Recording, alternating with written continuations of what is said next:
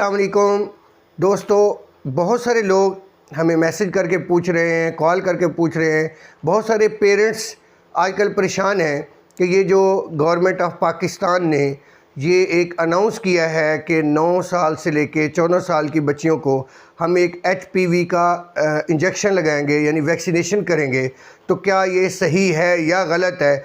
मुख्तलिफ़ लोग इसके ऊपर मुख्तलिफ बात कर रहे हैं। कोई कह रहा है जी ये सूअर से लेके बनी है, कोई कहता है जी ये आने वाली नस्ल को ख़त्म कर देगा, कोई कह रहा है ये इनफर्टिलिटी काज करेगा, कोई कह रहा है ये कंट्रासेप्टिक है। मुख्तलिफ़ किस्म की इसके बारे में लोग बात कर रहे हैं। आइए आज हम आपको इसके बारे में सही बात बताते हैं कि इसके क्या मकासद हैं, इसको किन लोगों के लिए है और क्या ये करना चाहिए, लगवाने चाहिए वैक्सीनेशन या नहीं लगवानी चाहिए।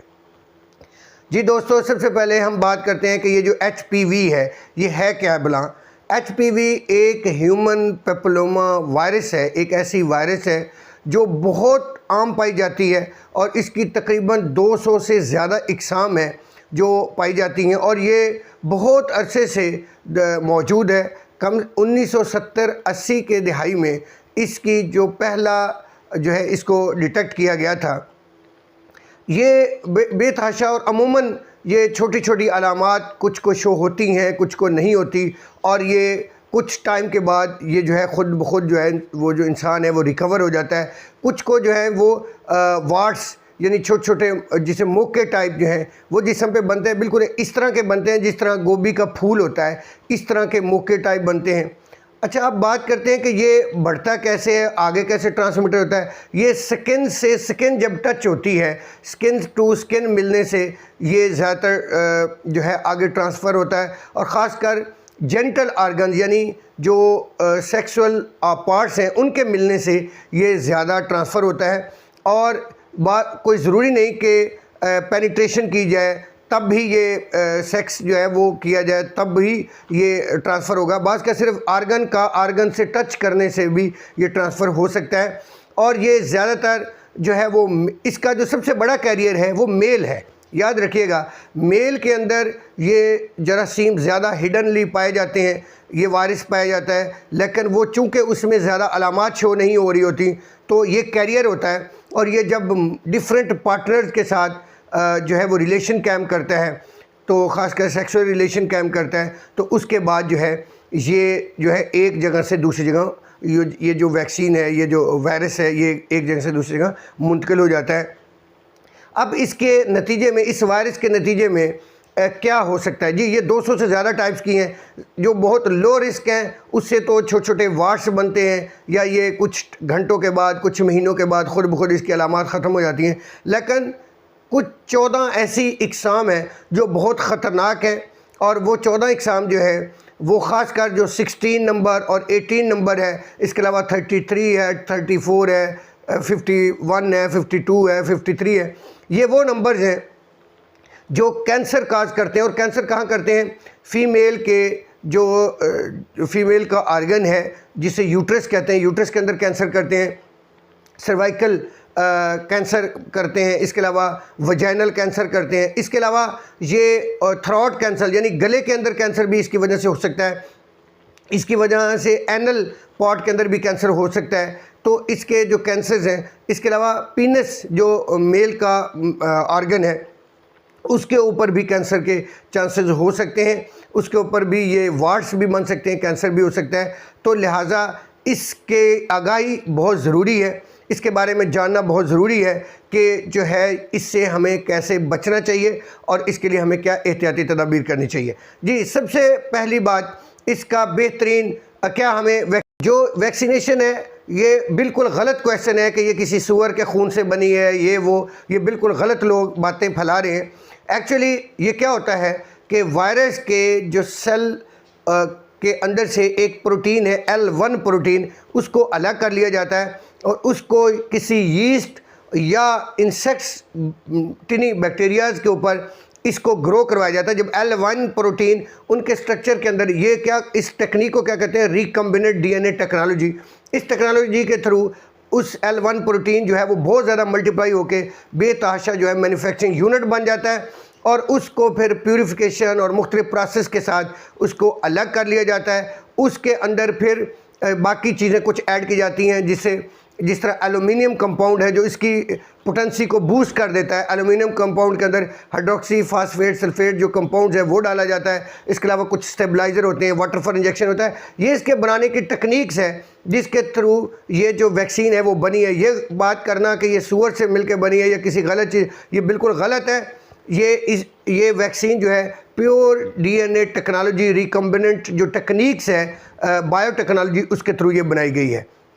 उसके बाद अगला क्वेश्चन है कि क्या ये लगवाना चाहिए या नहीं लगवाना चाहिए। बिल्कुल बहुत अच्छा क्वेश्चन है।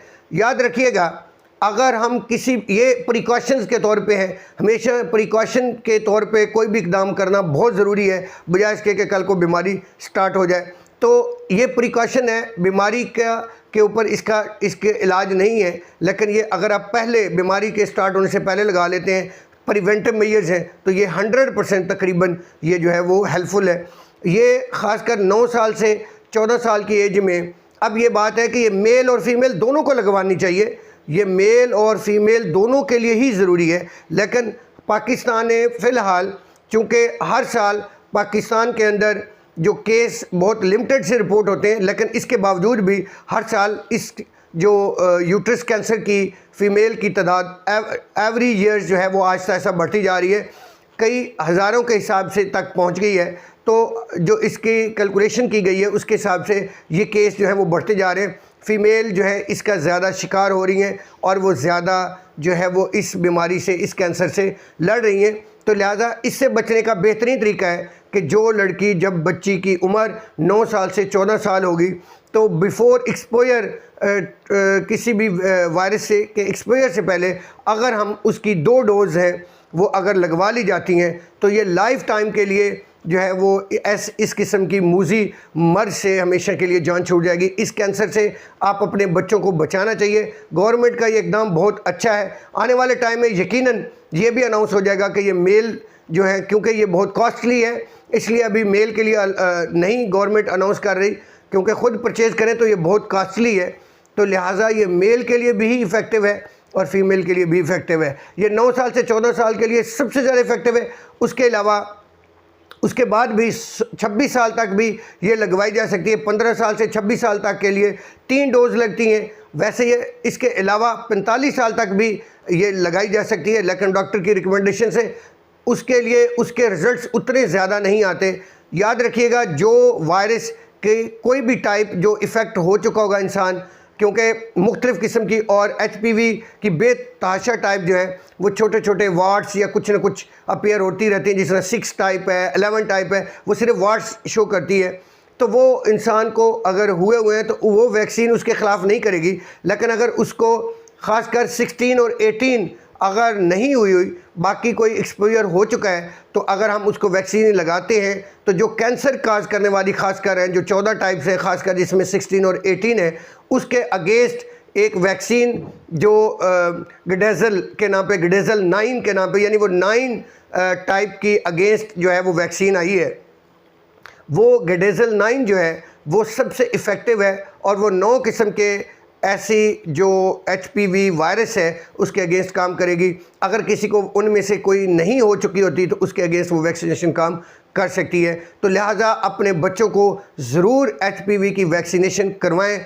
इसमें कोई कबाहत नहीं है, कोई मसला है कि कोई जो बच्चियां हैं कल को उनकी शादी जब होनी है तो यकीनन हमारा मुआशरा इस्लामी मुआशरा है, यकीनन वो बहुत पाक साफ़ है, हमें यकीन है, बिलीव है। लेकिन ये कोई ज़रूरी नहीं है कि हमारा जो दूसरा पार्टनर है, जो मेल पार्टनर है, कोई ज़रूरी नहीं कि वो भी एक ही अपने पार्टनर पे इक्तफ़ादा करता हो सकता है उससे कोई कबाहत हुई हो और वो पार्टनर चेंज करके मल्टीपल पार्टनर को मिल चुका हो। तो लिहाजा बच्ची की लाइफ को बचाना बहुत ज़रूरी है। उसको ख़तरनाक, क्योंकि मेल पार्टनर जब उसकी शादी हो हो सकता है वो इन्फेक्टेड हो ऐसी डिज़ीज़ से। तो लिहाजा अगर बच्ची को वैक्सीनेशन करवा देंगे तो वो बहुत फ़ायदेमंद है। इसमें कोई कबाहत नहीं है, कोई नुकसान नहीं है, किसी किस्म के डरने की ज़रूरत नहीं है। ये बहुत भले की चीज़ है, अच्छी चीज़ है। आने वाले टाइम में यकीनन ये मेल के लिए भी रिकमेंडेशन हो चुकी होगी कि ये लगवानी चाहिए, गवर्नमेंट इसको फ्री अनाउंस करेगी, ताकि जो है इसका मेन कैरियर मेल है। अब इससे बचने के और कौन कौन से एहतियाती दर? नंबर 1 तो वैक्सीनेशन है। अगर एक्सपोजर से पहले आप वैक्सीनेशन करवा देते हैं, ख़ासकर 9 से 14 साल तक मेल और फीमेल दोनों करवाते हैं, तो 100% इससे बचा जा सकता है। अगर इसके बाद दूसरा तरीका जो है वो मेल जो है वो अगर वो प्रोटेक्टिव मेजर्स लेता है, जैसे कंडम वगैरह का यूज़ करता है, तो 100% कंडम प्रोटेक्टिव तो नहीं है, लेकिन काफ़ी हद तक वो सेफ़ है। इसके अलावा जो है आफ्टर सेक्स अपने पार्टनर से मिलने के बाद हमेशा जो है वो फ़ौरन यूरिनेशन करनी चाहिए और अपने जेनिटल आर्गन को अच्छे तरीके से जो है वो वॉश करना चाहिए। और अगर हो सके तो पानी के अंदर कोई एंटीसेप्टिक कुछ भी नहीं मिलता तो नमक डाल के भी उसे वॉश कर लें, बड़ा लिटल से नमक डाल के 0.9%, तो आप उसे नॉर्मल सलाइन से वॉश करेंगे तो काफ़ी हद तक आपके जो ऐसी बीमारियों से आप बच सकते हैं। इसके अलावा जो सबसे अहम बात है वो है मोनोगैमी, यानी एक पर्सन एक पार्टनर पे जब इक्तफादा करेगा तो ऐसी प्रॉब्लम होने के चांसेस नहीं होंगे। लिहाजा मोनोगैमी यानी आप एक ही पार्टनर पे इक्तफादा करें, तो अगर आप सेक्सुअली पार्टनर नहीं चेंज करते तो आप इन बीमारियों से बच सकते हैं। लिहाजा इस्लाम ने भी यही कहा है और ये सबसे बेहतरीन फ्रीज़ है। लेकिन प्रोटेक्टिव मेजर्स के लिए इसके लिए वैक्सीनेशन करवानी बहुत ज़रूरी है। अच्छा, एक और चीज़ इसमें थोड़ी सी इजाफा कर दूं, बहुत माइनर मिकदार में रेयर क्वांटिटी में मदर टू बेबी भी कन्वर्ट हो जाता है। अगर मदर के अंदर ये इन्फेक्शन मौजूद है तो जब बच्चे को वो दूध पिलाएगी तो उसके अंदर भी बहुत माइनर हद तक किसी हद तक ये जो वायरस है वार्स वगैरह वाला कोई ना कोई उसकी टाइप उसमें मुंतकिल होने के लिमिटेड से चांसेस हो सकते हैं।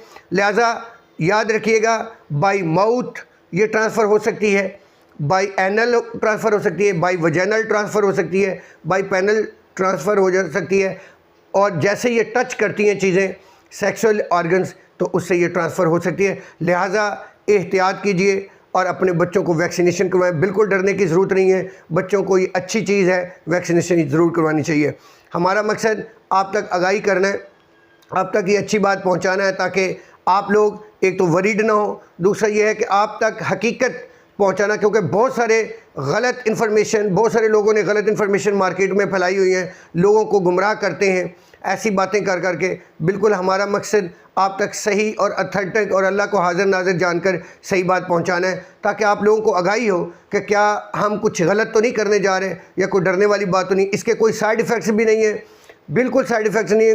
वैक्सीनेशन की जगह पे बाज़ का कभी कभी किसी को पेन हो सकता है या कोई हल्का टेम्परेचर हो सकता है एक आधे दिन के लिए, अदरवाइज़ इसके कोई साइड इफ़ेक्ट्स नहीं है, कोई मेजर कोई ऐसी बात नहीं है कि ऑर्गन डैमेज हो जाएंगे या कोई ऐसा कुछ हो जाएगा।